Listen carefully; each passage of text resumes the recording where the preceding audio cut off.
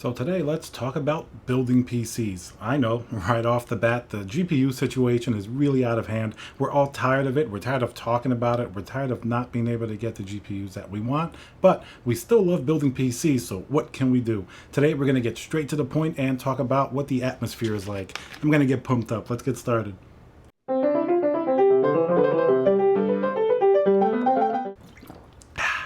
All right, hey guys, Tiago here, Classical Technology.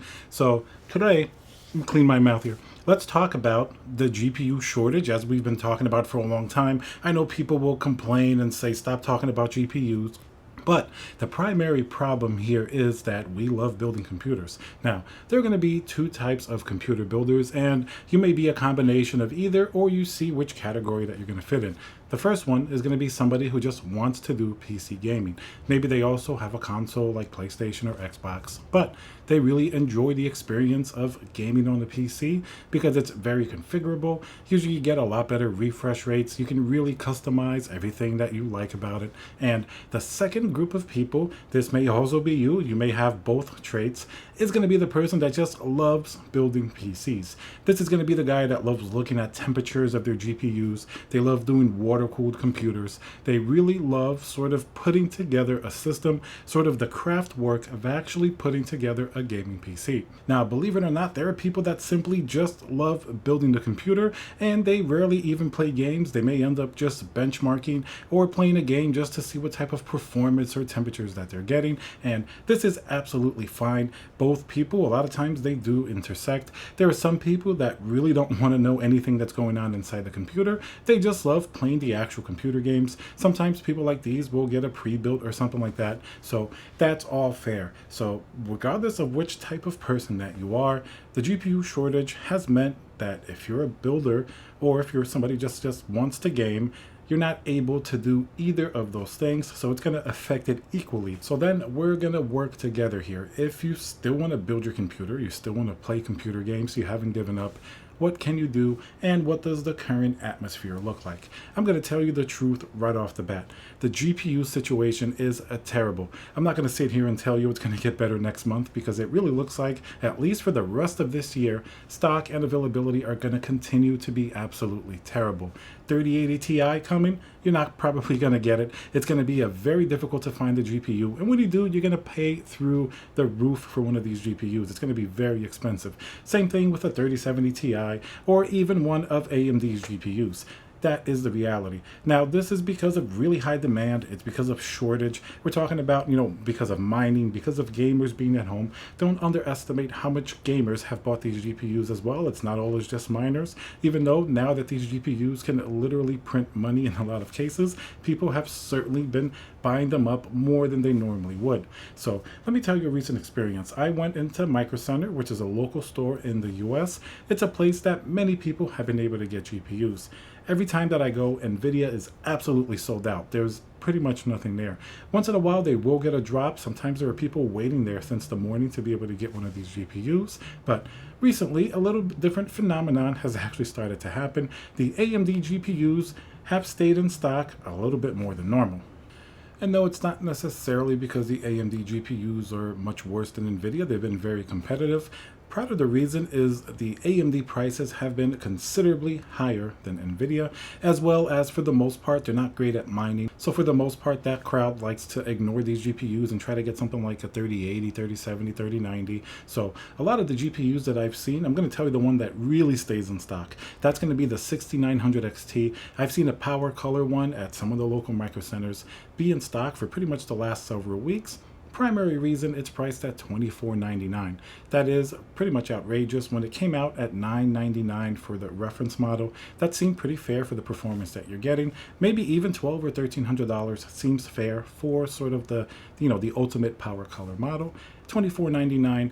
Even during a GPU shortage, it's going to stay in stock perpetually. Nobody's crazy enough to buy this. That's in fact even more than a scalper priced 6900 XT. You can find them anywhere from between $1,600 to $2,000. So That's pretty crazy. Not really going to go there. Now, they will have some other AMD GPUs in stock more readily than nvidia, like a 6700 XT.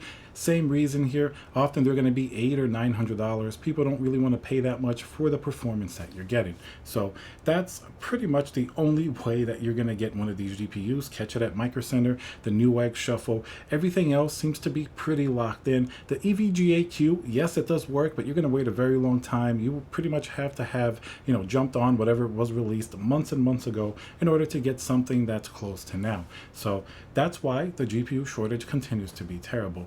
Let's switch over to CPUs and the other components. The good news here is that CPUs are now becoming more and more readily available. Of course, Intel was always in stock. No problems finding even the newer 11th generation. People didn't really take too warmly to the 11900K. But having said that, the AMD CPUs have recently become considerably more plentiful in stock. For example, checking my local store once again, they have even the 5950X in stock. Before, it was basically just the 5600X and the 5800X. But recently, the big boys, the Ryzen 9 have been in stock with 25 plus in some Micro Center stores. I've seen it online as well. So the 5950X, even the 5900X definitely are coming more into a readily available product. Now, that's going to be a stark contrast with the GPUs. For a while, both were out of stock and you couldn't build anything. At least now you can technically put a system together. Motherboards are available, power supplies. Nothing else is really crazy out of stock. The GPU is going to be your primary barrier to entry. And once again, if you want a GPU, I'm going to tell you really quickly the only ways you're going to get one. Either you get lucky with one of these drops from Newegg or EVGA if you're lucky enough to sign up, or you overpay a scalper. I mean, if you really want a GPU, that's really the only way that you're going to get it. Or maybe on eBay, you try to find one that's an older generation that can sort of tide you over and isn't particularly overpriced.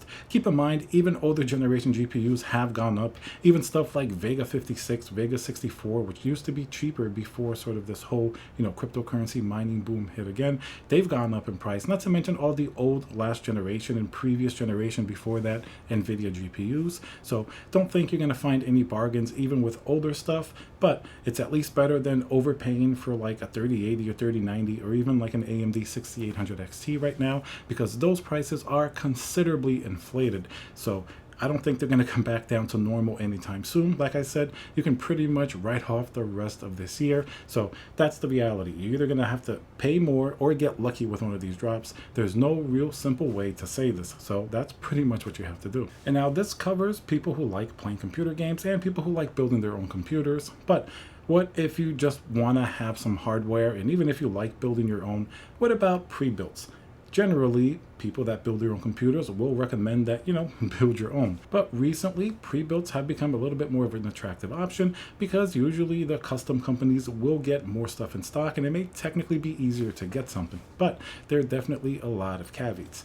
Let's say if you go with a popular pre-built company, even something that's custom like Gear or something like that. Now, recently there have been certain pre-builts that have been released by even companies like Dell and Alienware. Even if you check Best Buy, you'll see various what are now overpriced pre-builts, but if you really need a system, like I said, you're going to have to really pay more for it. And if you want to customize your system with something like Gear, they definitely offer a lot of customizable options, but you have to keep in mind, even though they have stuff that they're building systems with, they're going to have a very long lead time because everybody's buying from them now, and all of the different manufacturers.